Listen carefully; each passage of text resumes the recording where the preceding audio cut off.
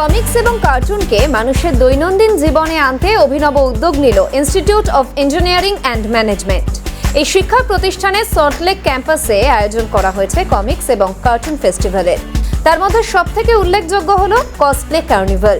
ভারতে কার্নিভাল এখনো পর্যন্ত সেভাবে জনপ্রিয় হয়নি। এই অবস্থায় কসপ্লে কার্নিভালকে জনপ্রিয় করতে উদ্যোগ নিলেন আইইএম এর পড়ুয়ারা। কমিক বলতে মানুষ সাধারণত বোঝে কার্টুনের বিষয়টি, তবে আইইএম এই অনুষ্ঠানের মাধ্যমে বোঝালো কমিককে কিভাবে পড়াশোনার মধ্যে আনা যায়।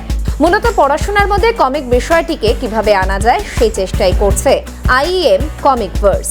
আমাদের কলেজে প্রথমবার অর্গানাইজ করা হচ্ছে, যেখানে বিভিন্ন ইভেন্টস অর্গানাইজ করা হচ্ছে। সেটা যেমন গেমিং ইভেন্টস আছে, তার মধ্যে বিজিএমআই, সিওডি, ভ্যালোরেন্ট, ই ফুটবল আছে। তাছাড়া আর্ট সেগমেন্টে বিভিন্ন ইভেন্টস হচ্ছে, ডিজিটাল আর্ট আছে।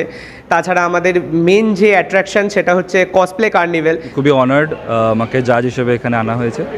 আর এখানে সবাই নতুন নতুন অনেক কসপ্লেয়ারকে দেখছি, তাদের অনেক ক্রিয়েটিভিটি দেখছি। আর খুব ভালো লাগছে দেখে যে কসপ্লে একটা মেন স্ট্রিম আর্ট ফর্ম, একটা মেন স্ট্রিম হবিতে পরিণত হচ্ছে। And it's really fun to see that all this people are coming together and doing this amazing thing, cosplay. খুব ভালো লাগছে। আমি এখানে কসপ্লে কম্পিটিশন যেটা হচ্ছে তার জাজ হয়ে এসেছি, আমার সাথে আরেকজনও আছেন।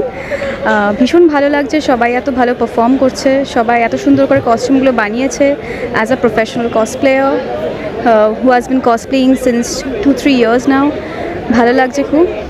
ভারতে এটি সেভাবে পপুলারাইজড এখনও হয়নি, কিন্তু যেহেতু আইএমএ আমরা অনেক কিছুই সর্বভারতে প্রথমবার করে থাকি, তাই আমাদের সেই কনফিডেন্সটা বলুন বা সাহসটা বলুন কোথায় গিয়ে হলো যে আমাদের রিসোর্সে এবং আমাদের স্টুডেন্ট স্ট্রেংথে এরকম একটি অনুষ্ঠান কন্ডাক্ট করা যেতে পারে, যার ফলে কসপ্লে কার্নিভাল সলের মতন বড় ই স্পোর্ট পার্টনারদের সাথে কোলাবোরেশন করা, অ্যানিমি টাইমসের সাথে কোলাবোরেশন করা, পাওয়ার এফএম আমাদের মিডিয়া পার্টনার, এবং এনাদের সবার সাথে একসাথে করেই ইনস্টিটিউট অফ ইঞ্জিনিয়ারিং ম্যানেজমেন্ট আজকে আইএম কমিকভার্স বলে একটি কমিক।